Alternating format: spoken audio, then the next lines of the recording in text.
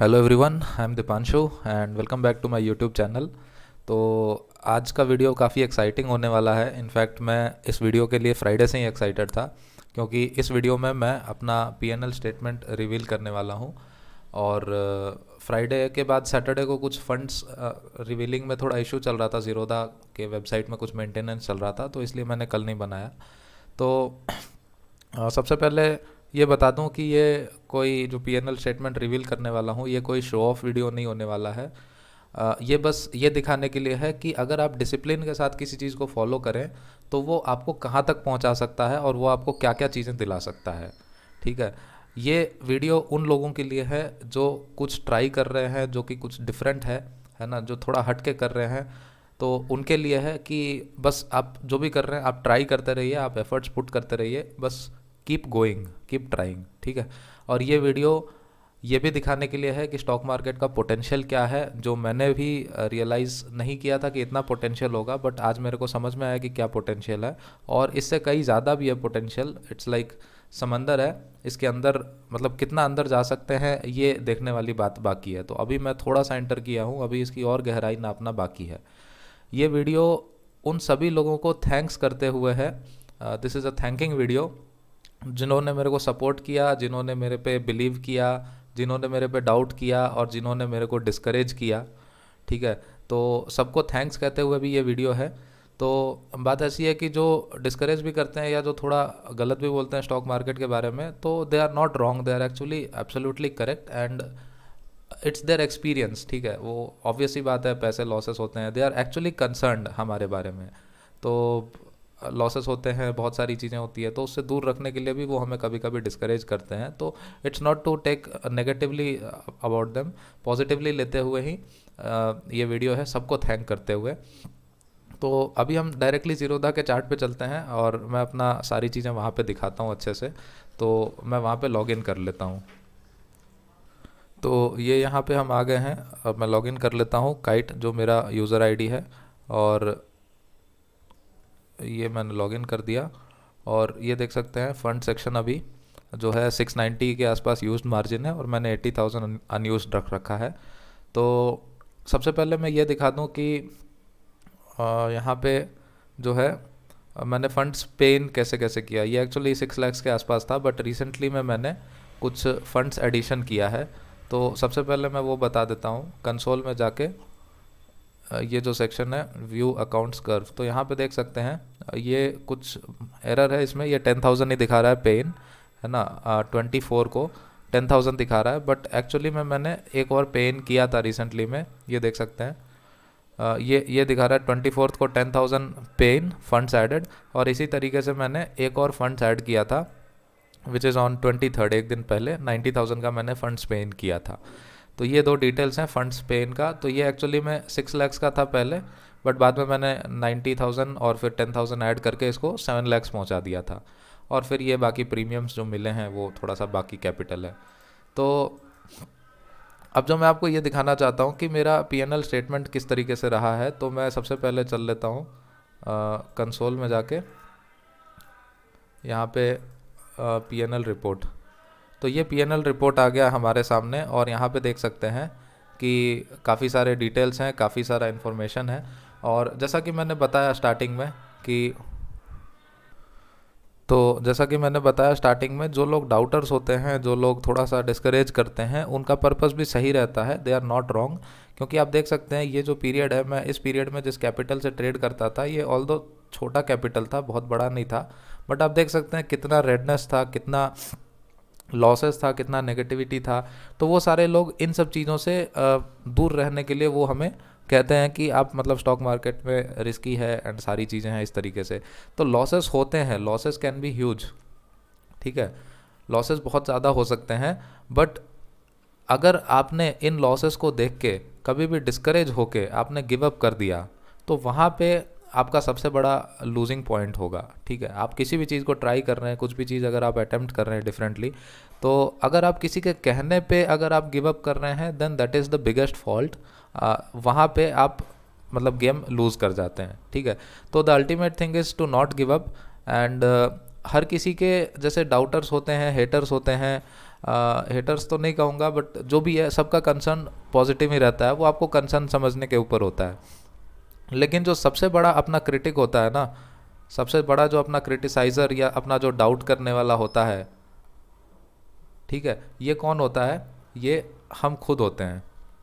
ठीक है, तो हम अपने दिमाग में ही सबसे बड़े ऑब्स्टेकल होते हैं, हम ही अपने सबसे बड़े डाउटर होते हैं।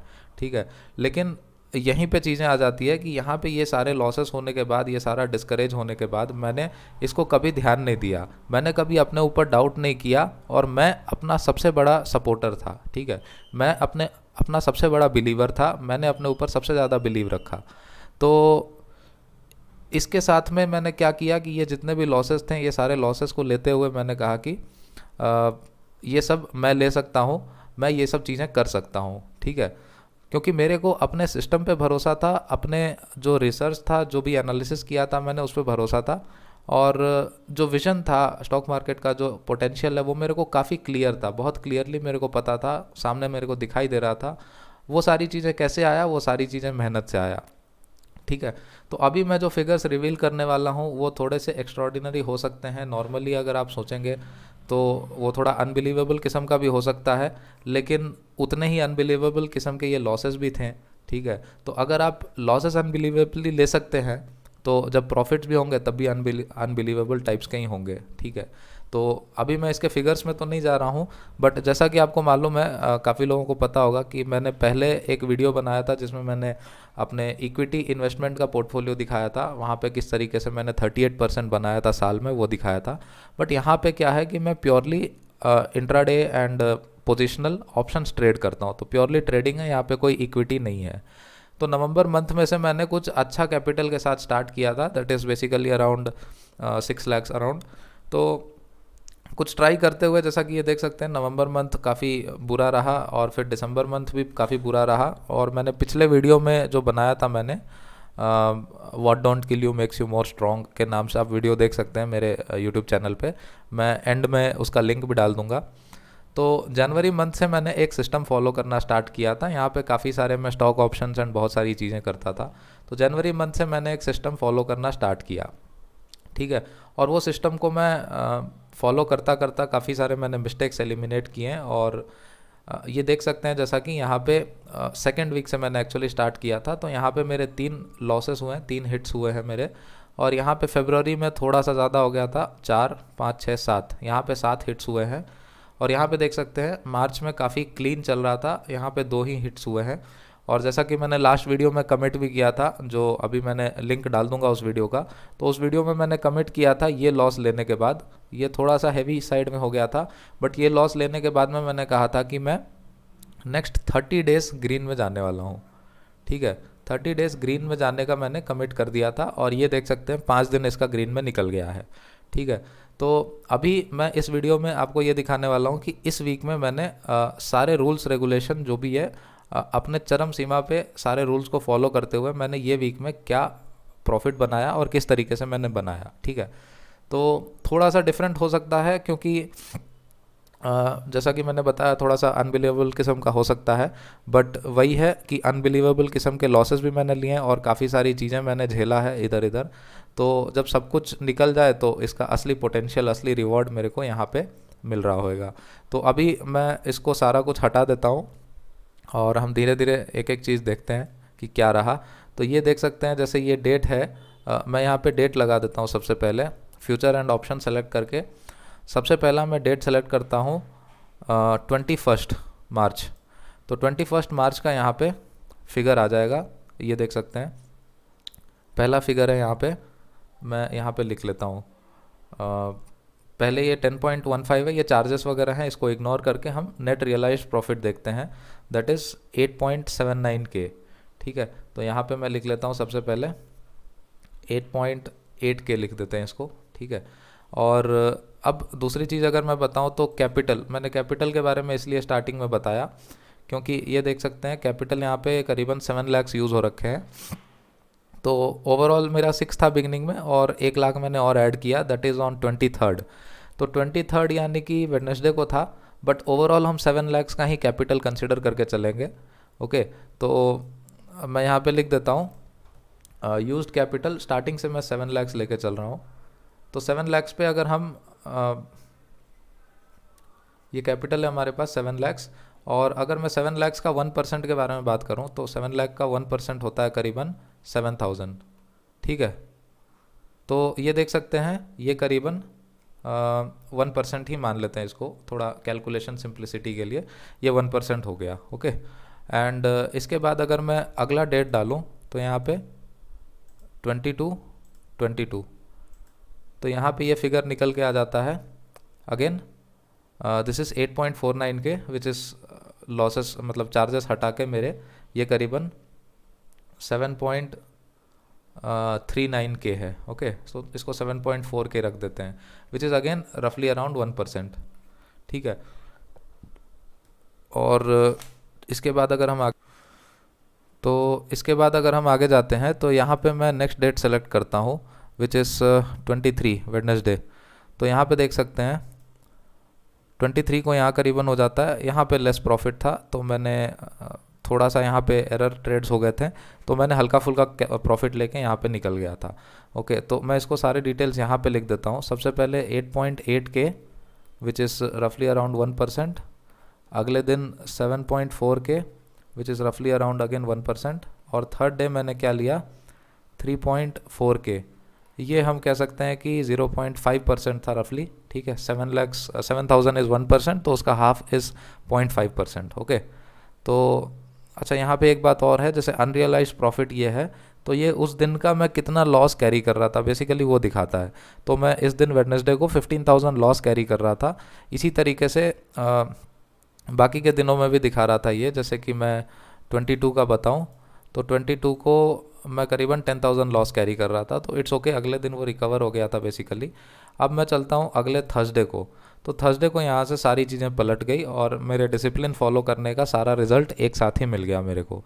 तो यही मैं कहता हूँ, जो कंपाउंडिंग की बात करते हैं हम, ठीक है, इक्विटी इन्वेस्टमेंट में, लॉन्ग टर्म इन्वेस्टमेंट में, तो वो कंपाउंडिंग सिर्फ आपके कैपिटल पे काम नहीं करता है, आपके एफर्ट्स, आपके डिसिप्लिन, आपके ऊपर भी बहुत ज़्यादा काम करता है। ठीक है, तो ये 1% का रिवॉर्ड मिलता रहा मेरे को, 0.5%। अब थर्सडे को देखते हैं क्या होता है।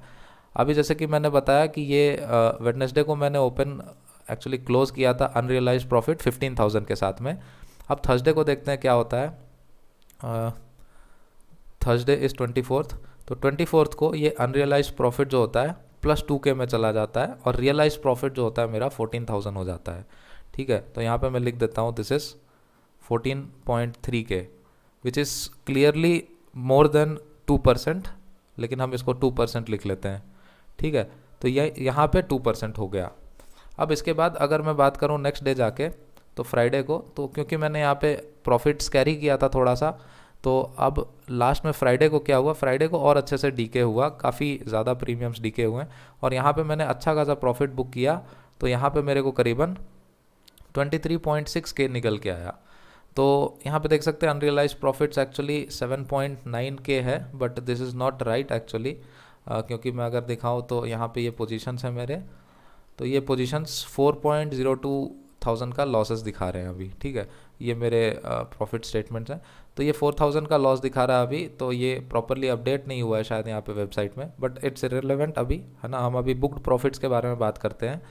तो नेट रियलाइज्ड प्रॉफिट्स जो है ये 23,000 ही है एक्चुअली में, थोड़े से चार्जेस लग गए, और ये करीबन आराम से 7,000 इज़ 1%, तो ये 22,000 है, तो it is clearly more than 3%, तो मैं इसको 3% मान लेता हूँ।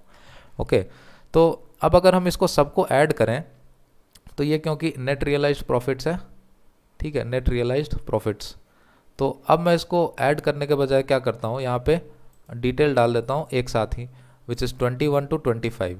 तो ये देख सकते हैं ये पूरा का पूरा फिगर कैलकुलेट होके आ गया, विच इज़ रफली 56,000। तो मैं 55,000 ही मान लेता हूँ इसको, ये क्या है 55,000। ठीक है, तो अब 55,000 को अगर हम परसेंटेज में बात करें, percentage of 7 lakhs, initial capital हमने 7 लाख से स्टार्ट किया था, तो ये कैलकुलेशन अगर हम थोड़ा सा इससे कर लें तो जल्दी से आ जाएगा। यहाँ पे देख सकते हैं, तो ये था 55,000 डिवाइडेड बाई तो ये देख सकते हैं करीबन इंटू 100 कर देते हैं तो ये 7.8% आ जाता है। ओके, तो परसेंटेज टर्म्स में अगर मैं बात करूं यहाँ पे तो दिस इज़ रफली 7.8%। ठीक है, इसको सिंपली ऐड भी करेंगे तो 3 2 5 6 7 7.5% आ रहा है। ठीक है, 5 6 7 7.5। तो एक्चुअली ये कंपाउंडेड हो गया थोड़ा सा, इस वजह से 7.8 आ रहा है। और हमने यहाँ पे भी थोड़ा सा लीनियंसी दिया था, इट इज़ मोर देन 1%। तो शॉर्ट टर्म में इतना कंपाउंडिंग हमें दिखाई नहीं देता है, तो लीनियरली भी अगर हम जाते हैं तो इट्स ओके 7.8%। तो ये 7.8% क्या हुआ, वीक का प्रॉफिट हुआ। ठीक है, 7.8% on what, a capital of 7 lakhs। तो अब इसलिए मैंने कहा कि this is unbelievable kind of thing, because normally तो हमें क्या पता होता है, सेविंग बैंक्स अकाउंट वगैरह और म्यूचुअल फंड्स वगैरह जो देते हैं that is 12 to 15% per annum देते हैं। ठीक है, लेकिन यहाँ पर एनम छोड़ के मैंने एक वीक में ही लगभग 8% का रिटर्न बना दिया है। तो इसलिए मैंने कहा ये थोड़ा सा अनबिलीवेबल होता है। और मैं फिगर्स के टर्म्स में भी बात कर रहा हूँ क्योंकि ये भी कोई छोटा फिगर नहीं है। एक टाइम पे this used to be my salary. ठीक है, मेरे को जो रियलाइज्ड प्रॉफिट्स इतना आ रहे हैं एक वीक में, ये मेरे मंथ में भी इतना नहीं हुआ करता था, इससे कम होता था। ठीक है, तो ये हाउ एक मंथ का प्रॉफिट, 1 मंथ का जो सैलरी है, आज मेरा 1 वीक का प्रॉफिट है। ठीक है, वो अलग बात है कि इसमें टैक्सेस वगैरह बाद में देने पड़ेंगे, that is a different story. But जो रियलाइज़ करके जो मेरे इनपुट से जो मेरे को आया है, that is also big deal. ठीक है, तो ये पूरा का पूरा जो कैलकुलेशन है ये दिखाना बहुत ज़रूरी था, क्योंकि इस बार मैंने बहुत अच्छे से रूल्स फॉलो करके सारी चीज़ें मैंने रियलाइज़ किया है। और it's a very big figure. And अभी मैं इसको हटाता हूँ, फिर और कुछ चीज़ें मैं बताता हूँ कि जैसे आज मैं इस वीडियो को बनाने के लिए काफ़ी एक्साइटेड था, ये रिवील करने के लिए मैं एक्साइटेड था, नॉट बिकॉज कि ये फिगर बहुत बड़ा है। ठीक है, इतने बड़े फिगर्स के साथ मैंने पहले भी प्रॉफिट्स बनाए हैं। जैसे फॉर एग्जांपल मैं आपको लास्ट टू लास्ट वीक का एग्जांपल बताऊं, 7 to 11। ठीक है, तो ये 7 to 11 में हम देख रहे हैं कि ये ऑलरेडी 54,000 है। ठीक है, यहाँ पे मैंने एक छोटा सा हिट लिया है और ये 54,000 है। तो मैं यहाँ पे अगर बात करूँ कि इस वीक में तो 54,000 हुआ और इस वीक में एक्चुअली 55,000 हुआ।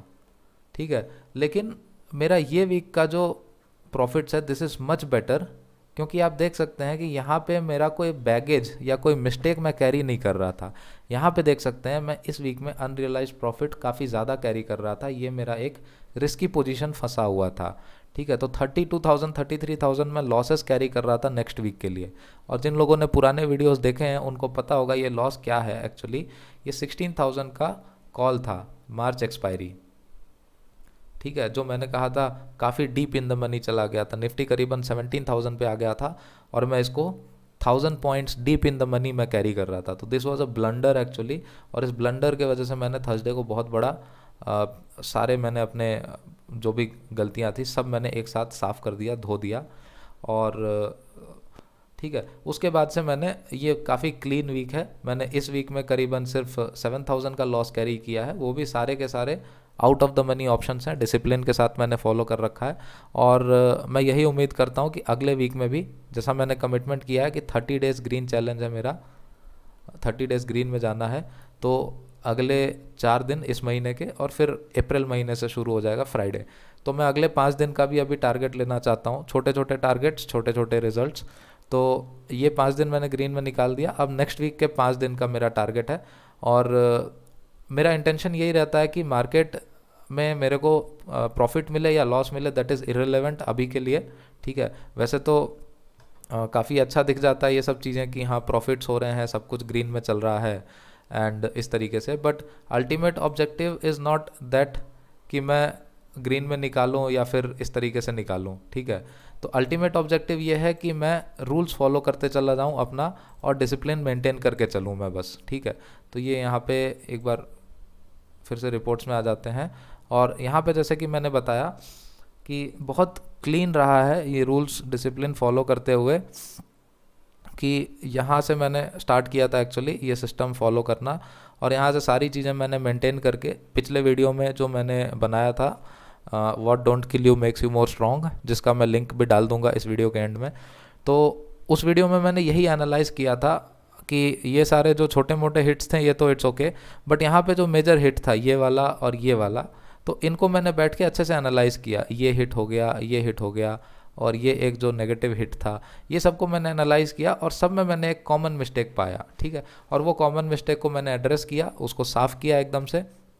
और आप देख सकते हैं मार्च मंथ बहुत क्लीन जा रहा है, इसमें 2 ही लूजिंग डे है, और मैं उम्मीद करता हूँ कि ये चारों के चारों दिन भी मैं ग्रीन में निकाल दूँ। जैसे ये दिन था मेरे करीबन, शायद ये दिन था, इस दिन मैंने 3 के प्रॉफिट्स बनाए थे सिर्फ, तो इट्स रफली 0.5%, ठीक है। तो मैं इस तरीके से 0.5% भी बड़े खुशी खुशी एक्सेप्ट कर लूँगा, बट मैं इस तरीके के रेड डेज एक्सेप्ट नहीं करने वाला हूँ, क्योंकि मैंने यहाँ पे कमिट भी कर दिया है और मैं डिसिप्लिन भी फॉलो कर रहा हूँ, ठीक है। तो हमेशा ये बात याद रखें, हमें मतलब मैथमेटिकली सुनने में अच्छा लगता है कि +3 इज़ ऑलवेज ग्रेटर देन -1, ठीक है। -1 यानी 1000 लॉस, 1000 लॉस लेने के बजाय मैं +3 प्रॉफिट ले लेना बढ़िया समझूंगा, या मैं +0.5 भी अगर मेरा प्रॉफिट होता है ना, तो this is always better than -1, ठीक है। तो ये बात सिंपल सा मैथमेटिक्स है, और ये साइकोलॉजिकल लेवल पे भी काफ़ी इम्पैक्ट करता है। जब आप काफ़ी दिन लगातार ग्रीन में क्लोज होते हैं इस तरीके से, तो ये भी काफ़ी इम्पैक्टफुल होता है। तो इसलिए मैं ये बताना चाहूँगा कि छोटे छोटे टारगेट्स रखें और अपने डिसिप्लिन को फॉलो करते चलें, और जो भी आपके एरर्स हैं, जो भी मिस्टेक्स हैं, उसको इसी तरीके से एलिमिनेट करते चलें। बाकी मार्केट का बिहेवियर है कि वो गैप अप ओपन होगा, गैप डाउन ओपन होगा, 200 पॉइंट गैप अप ओपन हो या 400 पॉइंट गैप अप ओपन हो निफ्टी, मेरे को उससे कोई फ़र्क नहीं पड़ता है। मेरे को बस अपने रूल्स फॉलो करने हैं और कोशिश करना है कि एज़ क्लोज टू परफेक्शन मैं आ सकूं, ठीक है। क्योंकि ultimately you Chase perfection, you don't Chase success, ठीक है। तो मैं वही करने की कोशिश कर रहा हूं, और ये मैंने अभी शॉर्ट टर्म का ये पीएनएल रिवील किया है। बाकी अगर आप बाकी वीक्स का और पूरे जैसे मैं जनवरी से फॉलो कर रहा हूँ सिस्टम, तो आप जनवरी से लेके मार्च तक का पीएनएल देखना चाहते हैं या फिर ये लूजिंग फिगर्स भी देखना चाहते हैं, तो आप नीचे वीडियो में कमेंट कर सकते हैं, और वीडियो आपको अच्छा लगा हो तो आप लाइक कर सकते हैं, और आपके कुछ और क्वेरीज हो इस तरीके से तो वो भी आप कमेंट सेक्शन में बता सकते हैं। तो आई होप वीडियो आपको अच्छा लगा हो, और जो लोग भी कुछ अटेम्प्ट कर रहे हैं, कुछ डिफरेंट कर रहे हैं, उनके लिए भी ये मैसेज था कि आप अटेम्प्ट करते रहें इसी तरीके से। आपको पता नहीं होगा कि उसका पोटेंशियल क्या है, और जब वो देता है तो कंपाउंडिंग इफेक्ट में देता है इसी तरीके से। तो आज के लिए इतना ही फ्रेंड्स, बाकी नेक्स्ट वीडियो में मिलते हैं हम अगले वीक के पीएनएल स्टेटमेंट के साथ। बाकी आपको वीडियो अच्छा लगा हो तो लाइक करें और अपने दोस्तों के साथ शेयर करें और चैनल को सब्सक्राइब करें। तो that's it guys, thank you. मिलते हैं नेक्स्ट वीडियो में निफ्टी एनालिसिस के साथ, और अगले वीक हम मिलेंगे दोबारा से पीएनएल रिपोर्ट्स के साथ। तो थैंक यू एवरीवन।